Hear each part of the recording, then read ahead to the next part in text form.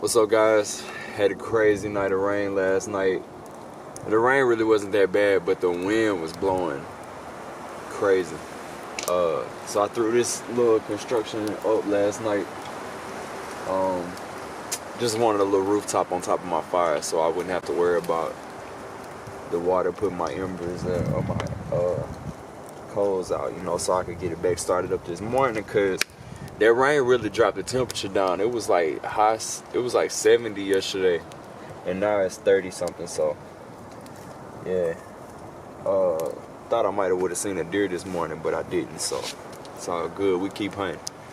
Wanted to go over some basic equipment with you guys, and this is just the most simple of simple loadout as possible. I mean, this is it. This isn't even really the type of bag that I would bring with me on an actual camping trip or any type of, this is my hunting bag. Like, I'll only put what I need on a small hunting walk, through the whatever. My actual rucksack is a lot bigger. So this is what I actually use when I go camping. I was replacing a windshield, and a super nice guy was replacing a windshield in his car. He was in the National Guard, like a recruit, so he gave me this rucksack. It's really nice. It's got this zipper right here that lets it expand out a little bit more if you need some more storage. It's pretty durable. I mean, I've brought this thing here and there and everywhere and all through the woods and back, and it's been good to me so far. But you want something to be able to put your clothes and everything. Ideally, you want to be able to pack everything in one bag, so you need it to be like 30 gallons or so. This is like, once I get to my spot, I move all of my essentials to this bag, or they'll already be in this bag. Like, my tools and stuff is usually in this bag right here. My clothes and all of my personal items and stuff like that is in my rucksack. Now, I like this bag because it's got these. I can put my axe on it, carry it around with me. My axe never comes out of this.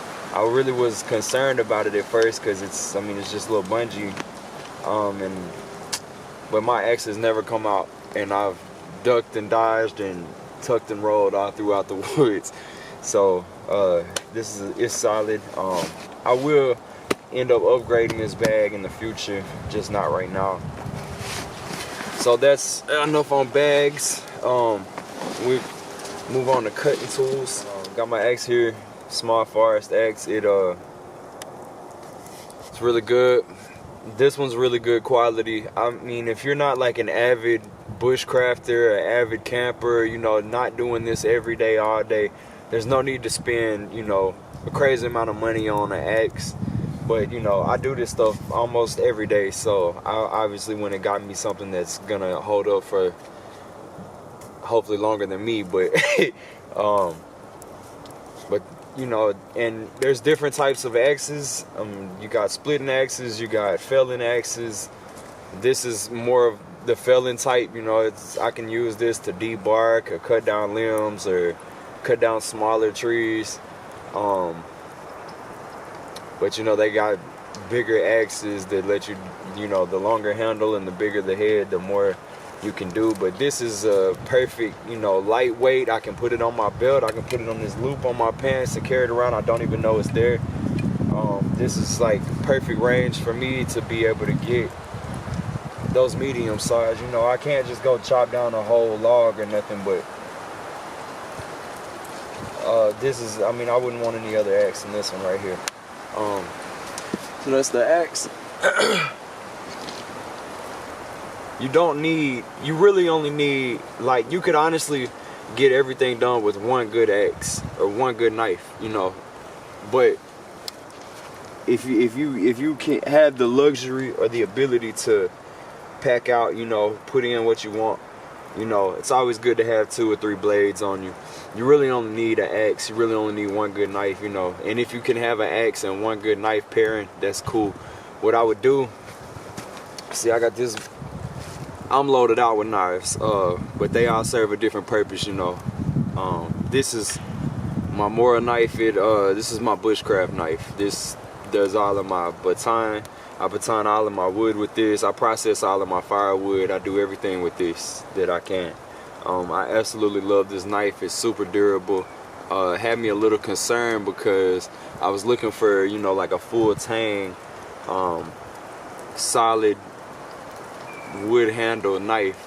But you know, upon doing all the research, you really can't go wrong with these, and they're very cost efficient as well. But you want a wood processing knife, or you can process wood with your axe as well. You can baton. I mean, you don't necessarily have to baton, but you know, you can split wood with your axe, and you can do all of that. So, and then I have this knife, which is a fully customized buck 119, and I just use this for my food. Anything that isn't gross or dirty, I'll use this blade for, like cutting cordage or skinning animals or cutting up food. Like, that's what I'm using this for, you know. This is my baby right here. Alright, so that's blades and cutting tools. We'll go over fire. Now, you really want 2 or 3, at least 2, but definitely at least 2 or 3 sources of fire. So my primary go-to will always be a ferrocerium rod, which I actually remembered this time.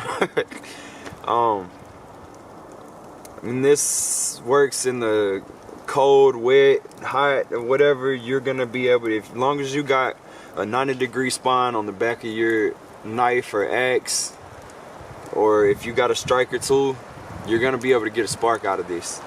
And it's just up to you to find, you know, dry tinder, or be able to process wood down enough to be able to get down to the dry parts of it. So ferro rod first, and that goes right back in my pocket immediately. We obviously got a lighter. You want to get a big lighter. You don't want to get those cheap, like when we call them where I'm from, it isn't so nice, but the little cheap plastic raggedy, like you can see through them lighters. They're not, you don't want to be relying on that when you're out away from civilization in the woods and stuff. You want you a nice, good, big lighter. They light up in the wind, and they're just more reliable. They're always gonna light up. And I also took the further step to wrap it up in camouflage duct tape. Now, I say camouflage duct tape because I don't know why, but I found that it's more flammable. Or it holds the flame better for some reason. It's a little bit harder to catch on fire, but it holds that flame once it gets it. But also, you know, going into that is people don't really know how to.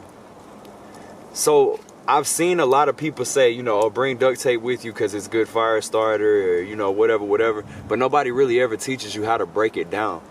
So when they say this is good fire starter, if you just tear that strip off and you light it on fire, it might catch a flame and it might burn for a little bit. But to get a for sure way to guarantee that duct tape is going to give you the most out of it, you know, you gotta tear off a strip and then tear that strip into strips. Like, you gotta tear individual strips into it, not all the way down. You want it to stay one piece, but you want it to be like frayed up at the end, to where that way, basically like a feather stick, it just has more to catch on to. You know, this little layer burns, and it catches that little layer, and then that little layer, and it can grow that way. I'll do a video on it later down the road, but yeah, people always say duct tape's good, but they never explain the best way to break it down, you know, to use it. So lighter, and then I got these, which I hope I never have to use or rely on. I mean, paper matches. This is like their last resort. These things are so hit and miss. Sometimes they work, sometimes they don't. And if you do get it to work, I hope you got everything in place for your fire already ready to go, because you're not gonna have no time to play around, you know what I'm saying? So, but I mean, they will work, and they do say they'll work in wet and damp environments. So, you know, they come with your little MREs and stuff. So, next I'll go over water, of course. Now, if you're going camping, and you're planning on going camping, you're planning on being in the wilderness, you want to bring enough of water for you and whoever else is coming. Everybody should plan on drinking at least, if it's cool temperatures and you're not doing a whole lot, you're chilling for the most part, you're not having to be a real active, you need to be drinking at least 2 to 3 liters per person a day. If it's, you know, a little bit warmer, or it's like average temperatures, and you're gonna be cutting down firewood, processing wood, you know, doing activities or moving around, doing a whole lot, you're gonna want to be drinking like 3 to 4 liters in that scenario. But if it's hot outside and you got a lot to do, yeah, you're gonna be wanting to drink at least 4 to 6, maybe even 4 to 8 liters a day. So make sure you bring enough of water, or have some kind of water filtration device, and be prepared to boil your water if you need to go that route. You're gonna need water way before you need food. You can go a little bit longer without food than you can without water. So make sure your hydration is in place for sure. And make sure you got calories too. You know, you need food. You're gonna be burning calories doing whatever you're doing. So make sure you have that as well. You're gonna need some kind of cordage for shelter making, or, you know, I don't know if you're going camping, you're planning on camping, I don't know if you're bringing a tent, you want to bring a tent or a tarp. If you're bringing a tarp, you're gonna need some cordage to tie it up and hang it up above head. But cordage just, I mean, has so many usages. You just never know what you'll use it for. And even going into shelter stuff, like with the cordages, like, you know, when you're camping, I mean, if you're not bringing a tent, you don't need to build a house out there. You know, you need something to keep you out of the elements, and that's it. Like, you need something to trap body heat, keep water off of you. And you need something in between you and the ground, because the ground will steal every bit of body heat out of your body. It's a conductor. I mean, it pulls every bit of heat out of you. So you want to put a good amount of space in between you and the ground, you know, whether it be piling up some leaves and some I don't know, some kind of foliage, or whether you got a wool mat or some kind of something. Make sure you have something in between you and the ground, and something above your head. And then you need some kind of navigation, compass, or whatever that may be. You don't want to always rely on your phone, GPS, and all that, because your phone's almost guaranteed to die out in the wilderness. So you don't want to be dependent on your phone. They're great. I use mine a lot. It's always good to know your directions as well, though, and have your good compass. The ones with the mirrors on them, and preferably have one with a magnifying glass and a mirror on it, because that way, you know, mirror, you can signal. If you're in a survival situation, you can use the mirror to signal, and you can use the magnifying glass to start fires using the sun. And then just for luxury, you know, it's always good to have a headlamp for nighttime. You can't, I mean, unless you got a fire going, even with a fire, you can only see so far out unless that moon is shining super bright, which there's a lot of nights out here where you can really see really good from the moonlight. But it's always good to have a headlamp.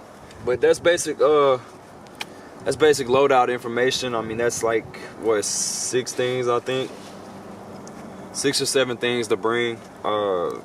Super basic. I mean, that's just what I would bring to make the stay, you know, worth staying.